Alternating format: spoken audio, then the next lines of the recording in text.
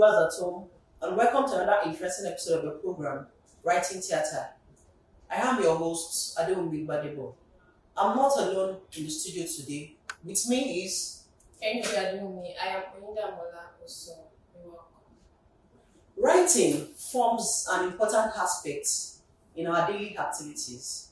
Either as an entrepreneur, a business owner, a student, writing is a form of communication or interaction between two or more people, either formal or informal. And writing has come to stay in our daily lives. On today's episode, we shall be discussing on the role of media and its relationship with writing. Our guest for today is an opulent journalist, executive director, Media Career Development Network. He is a media specialist and expert, Mr. Lekan Otufodunrin. Thank you for joining us today, sir. It's my pleasure to be here. You're welcome, sir. Thank you.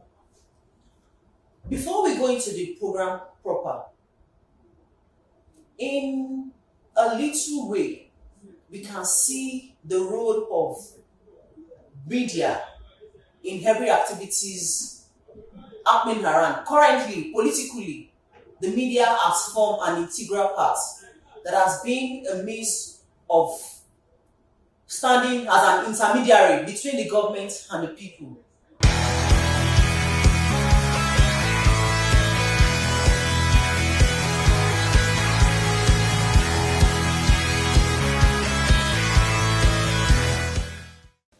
So, sir, my question is, as a media specialist and expert, how can you describe or relate the role of media with writing? Thank you. Well, I think writing is critical to media in the sense that you have to write. It's a channel for communicating the point that you want to make. So writing is very critical. It's an essential skill that you must have to be able to communicate, to be a media professional, to be able to express yourself, to be able to channel your whatever point that you want to make. Writing is very critical, and you must learn it, you must master it. You don't do it real well, because if you are not able to do it very well, that may be a problem. We say communication is when you send the story from a message from the sender to the receiver. One of that channel is being able to write, because if you don't write well, you may be saying the wrong thing, you may be getting the wrong answer. So writing is very critical. But sir, are there steps or lay down rules to writing for the media, either as a journalist or a writer? Yes, there are steps. Well, there is the general writing, which is like maybe creative writing, which is the normal writing. A writer is not necessarily a journalist or a broadcaster. But writing has format. The way you write news is different from the way you write features. The way you even write maybe the broadcast news is different from the way you write print news. So there are steps, there are things that you need to learn. I mean, the basic one for this, for example, talk about the 4 W's and H, the who, what, where, and why. So you must be able to get that point across in your writing. And even when you are writing maybe a documentary, there are things that you must incorporate. You are often writing within a time spell. You are told this documentary is 5 minutes. You must have an insert, you must have a voice, and so many things. So there are guidelines for writing. And there are things, for example, you are writing a feature, writing a news, you are writing a profile. So different things to write. But essentially, the grammar is very essential. It's just the approach and the peculiarities of what you want to write about. Okay, sir, you made mention of, as a writer, we have the sender, the receiver, and definitely there must be a feedback from either the listener or the viewer. In the aspect of feedback, there are various ways at which we receive feedback from our receiver, either in form of writing or the way we interact. Is there any particular way that a message must be passed across to an audience in a writing form that will catch their attention? Well, like if you are talking about the print media, for example, everybody writes, and you find the text is available, it is printed, and people read, they can understand. And even as you are writing, you are conscious of your audience. Because if you write above your audience, they will not get the point you are trying to make. So you must know your audience, which is very critical, even as a writer.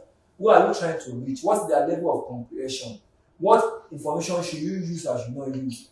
There are words that you know that if you use, you may not even be passing your message. So you must understand that. And if you have that, then you know what to do. The point you were asking again was about the how to give a catchy. Yes, okay, so in terms of the feedback, we're talking about the feedback. Yes. So the feedback again is a function of who you are communicating with. Sometimes we used to say, if it's a newspaper, the way they can get back to you is that sometimes they can write a letter to the editor. They may agree or disagree. They may even point out maybe what you have done is not right. For websites, they can feedback can be instant, where people can write comments, they can unfollow, they can tag you, they can all kinds of things that are possible. For broadcast, the good thing that broadcast has changed. So we used to say radio is a media that does not take feedback, but it now has feedback because it's multimedia in approach. So a typical radio station now even is streaming live. They are even connected on social media. So people can, so even a typical program now, you find people saying, you can reach us on telephone, on social media, on YouTube. Just last Saturday, I was listening to a program by Ruben Abati, the former spokesperson for President Jonathan. He had a radio station and it was a program that I was producing. People could even join on Zoom. So, and that makes it possible to make sure that you are not just broadcasting within a limited environment, you are almost broadcasting to the whole world. And that means you can take feedback. So feedback is possible in many ways now with multimedia use. Sir, can you tell us about your early days as a journalist? Okay, in terms of early days, so I read mass communication at the University of Lagos. And even before reading mass communication, just this weekend, coincidentally, a newspaper interviewed me and I was talking about how when I was in secondary school in what we used to call HSC, and I was the editor of the newsletter in the house. But eventually I went to University of Lagos. When I was in University of Lagos, I participated in campus journalism. When I was there, I went for internship at the Concord newspaper. I came back, we produced a newspaper called Lekan in our paper. And once I went to service, when I went for NYC, I was the editor of the magazine for our year. I was information officer. I came back to Lagos. I got a job in a small newspaper, and eventually I joined Punch. So, and that's how I came into the mainstream. My first job was the first main job, not the very first one, because the first one was at a magazine, a contractor magazine. But the first main job that I called the main job was at Punch, where I was hired as a correspondent for Punch in Abimbade. And I was there 87 to 99, before moving on and coming back to work at media. So my early days, my father prepared me for a career in journalism, so to say, because he bought newspapers, they were just all there. So I could see the kind of things I wanted to become. And so it was not difficult deciding to study mass communication. But sir, there are sometimes you don't even feel like writing down. Just have the message on your end, just go to the social media and just write whatever. Yes, people do that, but again, things have changed. So in our own generation, we are told that you even have to type. So I remember in university, we learned typing. Now, everybody can type, So we learned typing, the former typing, we use Olympia typewriter. We learned, whatever, we learned typing. But these days, people can use their phone. They can put the notes. But you are a better speaker or when you have what you want to write, what you want to say, when you have some even talking points. Even for a broadcaster, it's not nice to just come on air and you're not prepared. Because when you prepare, there's a sequence of what you want to talk about. And it helps.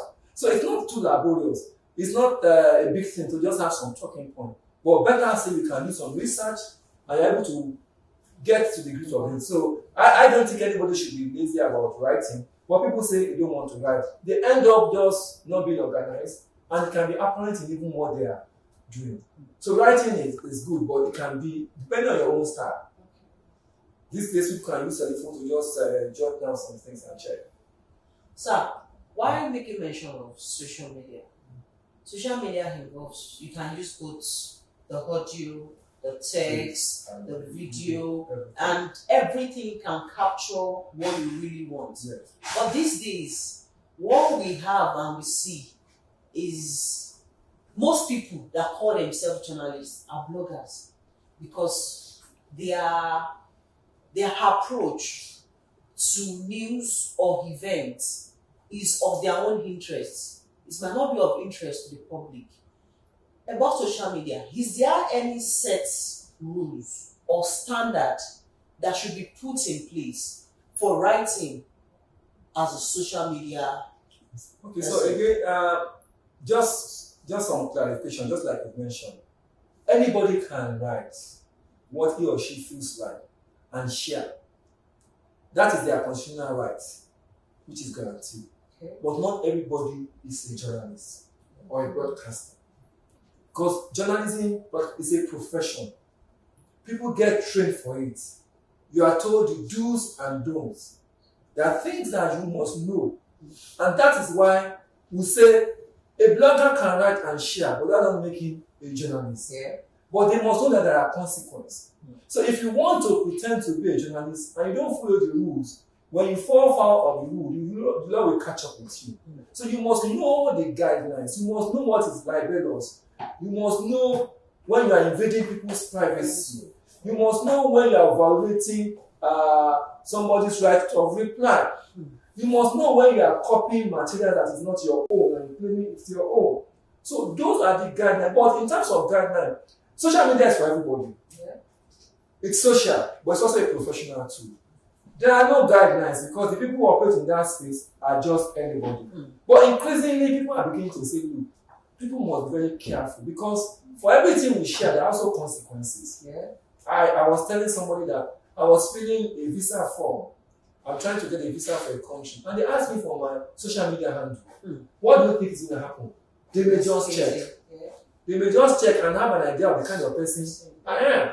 So, even when there are no guidelines, you must know that there are consequences and it comes with responsibility. Even when you are free, freedom comes with responsibility. The fact that you can just sit down in your room and tweet does not mean that you share false information or write in a way that can instigate crisis. Because there is a way you say something that people understand, but there is a way you say that, for example, you instigate people who don't know. You can sit down in your room and write that maybe there is war, there is crisis happening in Adediji between Hausas and Yorubas, and nothing like that is happening. So it's important that you understand the principles of writing, what to write, how to write, and also believe that journalism or sharing information has guidelines. And not like every professional. If you are a doctor, for example, you can't disclose the health status of your patient. The same thing as a journalist. There's what we call right of reply. There's what is libelous. There are the things you say about someone that you cannot prove. So you must guide that. And if you also send information that is not right, your reputation will be damaged, and it affect the trust that people have in your platform. So it has consequence. Everybody must understand that writing requires some maturity. But people tend to, let's go on social media. Sometimes they even feel like, let me get the facts from social media bloggers than even reading on newspaper or waiting for or to listen to it on radio or on television. Yes, I mean, you are right, because again, and that's why it's important for even journalists and traditional media to be very active on that platform. Because if people see the truth, they will know how to separate the right one. So if you are not active there, if the people who have information are not active in that space, they leave the people as the victim of consuming what is wrong. Yeah. So because some of these people, I mean, not every blogger is publishing falsehood. Not everything there is false. Yeah. But sometimes you want the right. So for example, you go online and say, look, can I check Punch? This information is going on. Can I confirm from the Nation or from TVC, from channels or whatever? So it's equivalent that traditional media or the professionals must be in that space so that they can quickly punctuate. These days, people do fact checking. Yeah. So if there's false, somebody can come and say, no, this is not true. And gradually, people will know that even when there's crisis, we know where to go to. And that's really important. Like I said, every person who is a journalist must also be active. Media houses must be active there. It's not just to have, I mean, sometimes I'm a critic of some radio station, they say, for more on this, follow us. Nothing happens after. Yes. So that's why you find individuals who are more active, who people believe. Even when they are spreading falsehood, people believe them, that even some organization. It's because, like they said, when there's no, if you don't have the truth, people buy the negative information. Sir, as a new person in this line of journalism and media, what advice can you give to somebody who is trying to be a better writer? What are those things that person needs to put in place to make him more effective? Well, if you want to be a better writer, you must read. Number one, you must understand the rule of grammar. There are basic rules.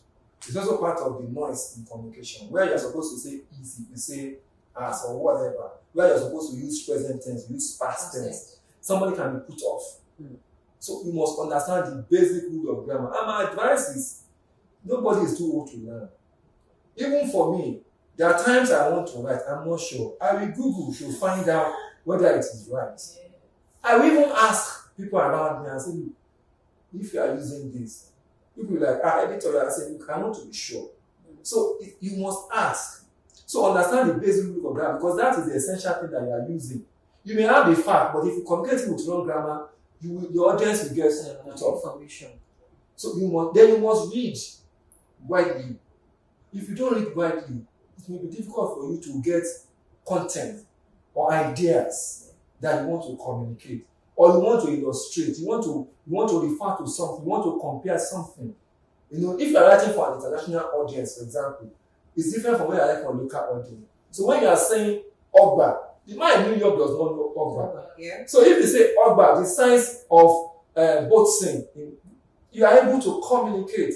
And if you also read widely, your perception will be different, your depth of your analysis will be top notch. So those things are the things that makes it better. And you must write regularly, because it's a gradual step. The way I write now is not how I used to write years ago. But some people say, look, I can't write. But you must write, and people will correct you. The next time you are writing a better one, nobody will remember the one that you are writing. Yeah. So you must expose yourself. You must have some academic partners who can say, look, you didn't get it right. So it's important to have that understanding. And the more you write, you get better. At some point, even without consulting anything, you are able to write. But if you don't write, you can't write well. So it's something that you must do regularly. It's like you learn driving and you don't drive. You soon forget. Yeah. So the same thing about writing. But writing is not easy. That's the point. But it's something that if you get to it, it's easy. For example, if you are a columnist, someone who writes maybe on a particular issue, a particular time of the week, maybe on a month. Like I write a column in the Nation newspaper every Sunday. It's a general column. And I was thinking about what to write this week, for example. And I was like, what will I write? That I wrote last Sunday. And I remember that May 29 is the inauguration day. And I know some people have not been very happy about it. I know some people have even gone to court. And I'm like, okay, let me write about it, because it's something that must be timely. Yeah. If you are writing like a column for a newspaper, you have a radio program, a TV program, it must also be timely. It must relate to the people. So those are the things that you need to be able to get on with your writing. Because again, just to say that even for radio, you must have your scripts. For TV, you must have your scripts. Yes. In fact, that's different. These days, you find many people just come on TV and radio. They are just yapping, just saying so many things, and they get confused, that kind of thing. But if you have your script, you don't have to carry it upon. At least it gives you a guideline, and the audience will be better for it. Thank you so much, sir, for that short and very weighty experience you just gave us. But, sir, can you just give us a short something about what brought about you being an editor, a managing editor in the Nation, and what are those challenges that you think can help upcoming or new journalists in making, that can help them to grow? Okay, so so like I said, I worked in Punch from 87 to 99, and in between, I worked in some smaller newspapers, but eventually I joined The Nation around 2004 or 5, and I left in 2019. So when I was in Punch, I was in Nation, I was Sunday editor, and I became managing editor in terms of the online and social publication. So I think again, the number of years count, the experience counts, the capacity counts, the ability. So I moved from being Sunday editor to be online editor, and that was very dramatic because people think it's new media. But the good thing is that I'm an old person in this job, but I have also been very digital. That helped me. I mean, I've been very digital. I had the opportunity of traveling to UK in 1998 for a 3-month course, which I got because I was able to use the internet. At that time, I keep telling people, I was working in Punch in 1998. The only internet that was there was the one on the table of the secretary of the MD. I mean, the secretary of the MD, and maybe one in the production room. But even with that limitation, I was able to apply for the fellowship, and I went. So I've been using email. So even when some of my contemporaries were not digital, I've been digital. So it was easy for me to be made editor online and a managing editor. And because I'm also interested in helping people to guide their career. So I was like an editor that was the one that people can come to and talk about their career prospect. So that's what prepared me for that position. My advice again is that if you want to be a journalist, prepare for it, get the qualification, get the experience, apply yourself to it. Don't be discouraged by the environment. Because sometimes we are all wired for different things. If you are wired to be a communication specialist and end up maybe practicing law, you may not be too happy. Or even if you work in a bank, we know people who have resigned from banks and come back to the media. We know journalists who read law. They are not practicing law, they are practicing journalism. So, it's important that you have also a global view. Don't hear only the negative story. Understand that there are many possibilities. What took me 20 years, I know young people who spent 5 years accomplishing it. So, if you have that understanding, then you know that there's nothing that is limiting you. Yesterday I was somewhere, someone said, sending a young person to go and mass communication is difficult because where are they going to work? Unfortunately, I wasn't able to give a reply. But I know that if they are open, if they learn the multimedia space, there are people who didn't study communication at all, who are thriving in the communication space. So why is it that somebody who studied communication? So you must have a global view. And that's why I advise young people, when you are online, there's a lot online can do for you. It's not for social alone, it's a professional tool. You can learn from other people. You can learn from abroad. You can be here and taking online courses to supplement the local course that you are doing. You can see resources, you can see trends, you can see ideas. So when I'm online, I'm looking for all those things. So somebody is in UK, he has published a book about his young when he went to school. So I can publish a book here. So if you are not paying attention, you just be catching cruise. You know what I mean? And at the end of the day, there's no value. Honestly, the internet is one of the best things that happen to this generation, but it depends on how you maximize it, how you use it, how you are able to connect. You know, I said if I can do what I do, I don't see why any young person should not be able to do it. I grew my Twitter handle from 0 to 36,000 plus, and until they removed the verification, it was verified. You know, so it's just, what does it take to tweet? You hear sometimes I'm just driving, somebody says something, I tweet it and I credit that person. It doesn't even have to be your thought. You credit that person. People begin to see the quality of the things. Or people know that this person talks about media. If you want media, come from me. And it has a lot of reward. When they are looking for media expand, you are the one that they will invite. And you get paid. So again, we need that mind opening, mind shift to understand that it's a new world. 2 of my children studied history and quantity survey. They are fashion designers. Just this morning, one of them who got married recently, he and the wife, they were dancing, they wore the same cloth, and they said, look, if you want a cloth for husband and wife, here is one, and they were dancing on Facebook. So that is using social media to promote business. So those are there's a lot of enormous problems, but it's what you want that you get. That's the truth about social media. But social media, like, if you don't have content, I don't think people will even engage in it. Exactly. See, the point is content. So you won't sit down. There's a strategy to even content. Because if you don't plan, you get hard easily. Yeah. So if you say, look, I'm starting out to be a relationship person. What are the relationship issues? That's why writing down matters. Planning. What are the relationships? You even understand them. So that you know that today I'm writing about marriage, tomorrow I'm writing about courtship, so you will not run out of content. Lots of ideas. Then you research who are the experts, what have they said. You talk to couples. So you have like a content plan. On Monday I'm going to talk about this. If you don't have that, after some time you get tired. And that's why when you research, when you read, when you also study people who have gone ahead of you, people who are succeeding, study what they are doing and come on with your own. So those are the things that I think. Wow!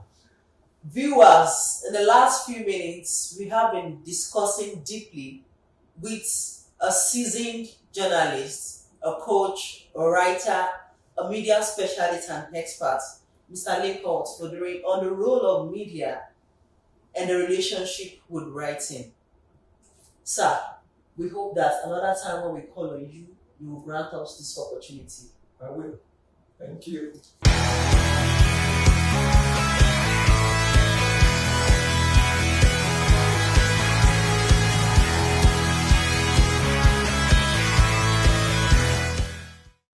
And with that, we've come to the end of today's episode on Writing Theatre. And don't forget to follow us on our YouTube channel at Writing Theatre. And click on the bell button to get more information and notification. I remain Oyindamola Osun. And I am ADEWUMI GBADEBO. Thanks for joining us and have a good day.